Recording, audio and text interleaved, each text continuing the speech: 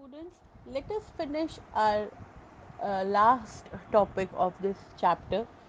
So, in continuation with that, what were we doing? We were doing scope of judicial reviews in India. So, judicial review का क्या scope है India में, हम वो कर रहे थे. So, we have studied about the introduction. Now, we will be studying. Even we have completed the first topic, that is individual and group right. Individual and group rights क्या कहते हैं बेटा? हमारे को आर्टिकल 32 में हमें बताया गया था कि हमारे पास कुछ अधिकार हैं, कुछ रिट्स हैं जिनके अंदर हम कोर्ट में जा सकते हैं, जैसे habeas corpus, mandamus, prohibition of students, like prohibition to prevent subordinate court from continuing a case, quo warranto to issue directive to a person to vacate an office wrongfully occupied, certiorari, that is to remove a case from subordinate court and get the proceedings before it.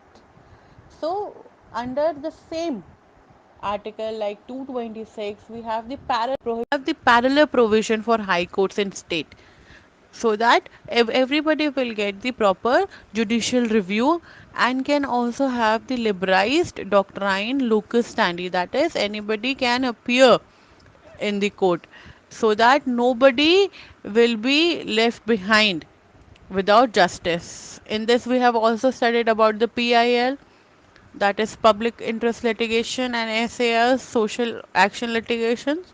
Now we will be studying about our next topic, that is center state relationship. So center state relationship क्या है students? Judicial review has also been used in matters concerning the legislative competence with regards to center state relation. Article 246 of the Constitution provides that Parliament has exclusive powers to make law with respect to matter itemized in the Union List. List 1 of the 7th schedule of the Constitution. It provides further that both the Parliament and the legislature of any state have powers to make law with respect to matters enumerated in the concurrent list 3rd of the 7th schedule of the Constitution. With respect to the state, it provides that the legislature of any states has exclusive power to make law with respect to matter that listed in the state list 2nd of the 7th schedule.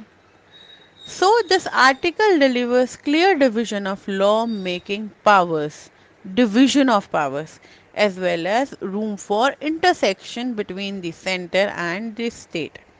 सो इस topic में क्या है student, इस topic में कि centre state के बीच में कैसा रिलेशन है, इसमें ये बताया गया स्टूडेंट कि any any centre, any state can make their own law according to the situation.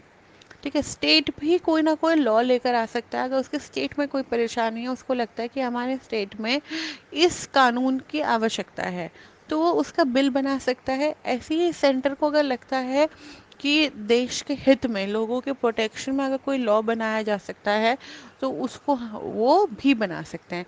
तो हर किसी को अधिकार दिया गया है कॉन्स्टिट्यूशन में. तो हर किसी के पास अपना अधिकार है, लॉ बनाने का पावर है. पार्लियामेंट ने पावर दी है कि वो एक बिल पास करा सकते हैं, वो एक बिल बना सकते हैं. अगर वो बिल समझ में आता है पार्लियामेंट को, तो वो बिल पास भी हो सकता है. सो इसकी कई सारी लिस्ट है. जैसे अगर सेंटर को बनाना है तो उसके पास एक यूनियन लिस्ट है, स्टेट को बनाना है तो उनके पास एक कॉन्करेंट लिस्ट है और स्टेट लिस्ट है, जिसके अंदर वो इस तरीके के लॉज को क्रिएट कर सकते हैं, सो दैट जो जुडिशियल रिव्यू है वो हेल्प हो सके, यानी कि जो क्लियर विजन है डिविजन्स का, पावर का, वो सब लोगों को क्लियरली मिल सके. The review helps demarcate the legislative competency and ensures that center does not exert its supremacy over the state. सो इसके अंदर क्या होता है, जो जुडिशियल रिव्यू वो हेल्प करता है लेजिस्लेटिव को, ताकि जो उसकी कॉम्पिटेंसीज है, यानी कि उसके अंदर जो तरीका है लॉ बनाने का, उसको सेंटर सुप्रीमेसी ना दिखाए स्टेट के ऊपर, यानी क्योंकि सेंटर उससे बड़ी पावर रखता है, तो इसका मतलब ये नहीं कि वो उसको कोई लॉ ना बनाने दे, उसको आगे ना बढ़ने दे, या वो अपने लोगों की सुरक्षा के लिए, प्रोटेक्शन के लिए कोई लॉ क्रिएट ना करे। उसके लिए हर एक किसी को डिवाइड कर दिया है, हर एक किसी को बता दिया है कि under the constitution, under this article, under this schedule, आप इस तरीके से कोई भी बिल आगे फॉरवर्ड कर सकते हो।